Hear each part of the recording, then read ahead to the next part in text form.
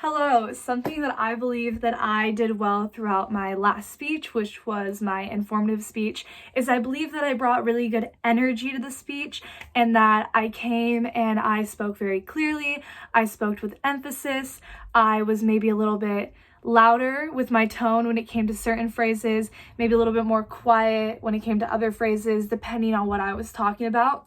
So I feel as if I brought good energy to my speech, and that by doing that, I was more engaging with my audience. I spoke in a clear tone. I tried to maintain eye contact, and I feel like that will help me connect more with my audience, get them more engaged, get them more intrigued. And as a speaker, it just helps me really utilize what I can and help myself connect with my audience. So that was something that I think I did well, and that I had a lot of energy and it made it kind of animated and exciting.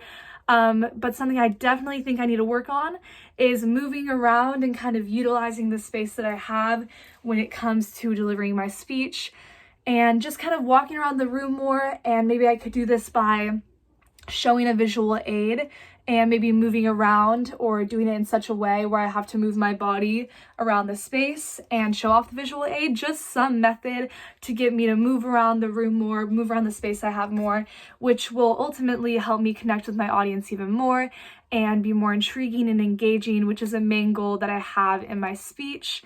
When it came to the whole writing my outline process, I think something I want to work on is maybe making my information a little bit shorter.